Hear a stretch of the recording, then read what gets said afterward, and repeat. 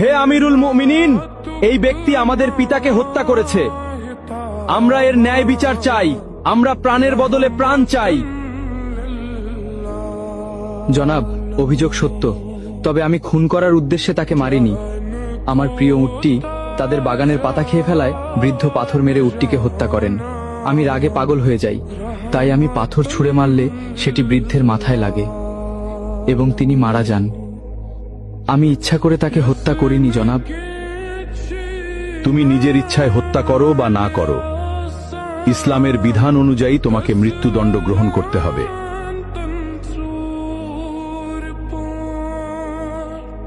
আমিরুল মুমিনিন, যেহেতু ইসলামী বিধান অনুযায়ী আমাকে শাস্তি পেতেই হবে, সেহেতু আমি এটা মেনে নিচ্ছি। তবে আমাকে 3 দিন সময় দিন। আমার কাছে একটি এতিম বাচ্চার কিছু সম্পদ রাখা আছে। আমাকে গ্রামে গিয়ে সেই এতিম বাচ্চার আমানতটি বুঝিয়ে দিয়ে আসতে দিন, না হলে হাসরের মাঠে আমাকে খেয়ানতের দায়ে অপরাধী হতে হবে।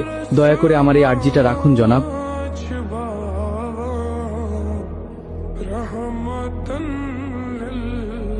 ঠিক আছে, আমি তোমাকে ছেড়ে দিতে পারি, কিন্তু শর্ত হলো কাউকে তোমার জামিনদার হতে হবে।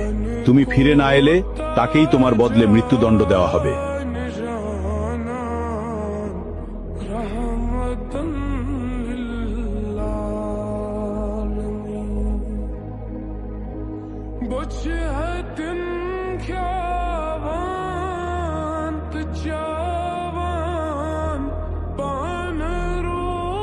হে আমিরুল মুমিনিন, আমি ওর জামিনদার হব।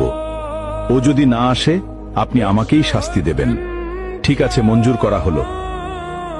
3 দিনের মধ্যে যদি তুমি ফিরে না আসো, তাহলে তোমার পরিবর্তে আবু যর গিফারিকে হত্যা করা হবে।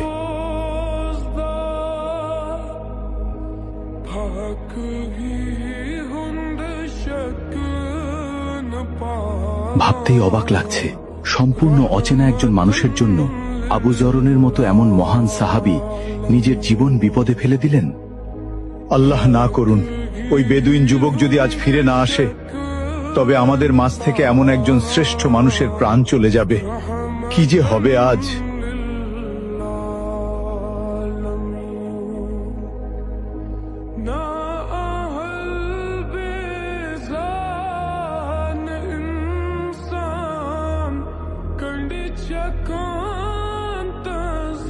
ওই লোকটা যেহেতু 3 দিনের মধ্যে আসতে পারেনি, সেহেতু আবু যর গিফারিকেই তার পরিবর্তে হত্যার আদেশ দেওয়া হলো।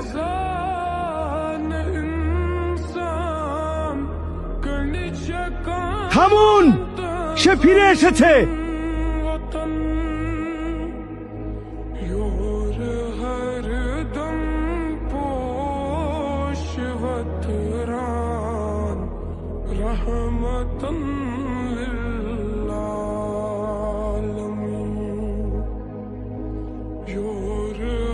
কি ব্যাপার, তোমার আসতে এত দেরি হলো কেন? আমিরুল মুমিনিন, মাফ করবেন।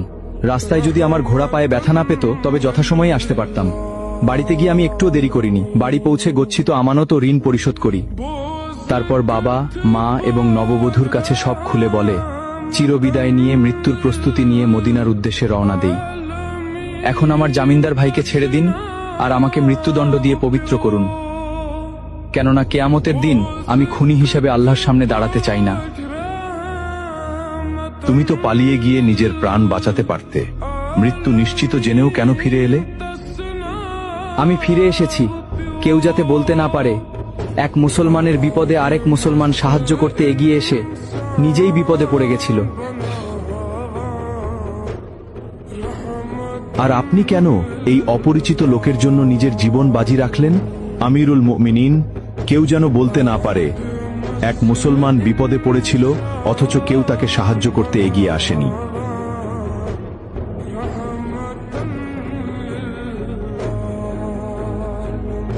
হে খলিফা, আপনি তাকে মুক্ত করে দিন। আমরা তার উপর করা অভিযোগ তুলে নিলাম। কেন?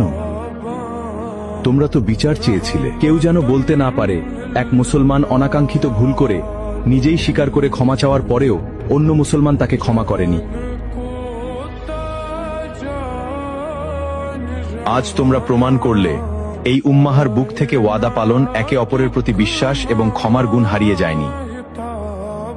জেনে রাখো, যেখানে বিশ্বাস এবং ক্ষমা থাকে সেখানে আল্লাহর রহমত সবচেয়ে বেশি বর্ষিত হয়।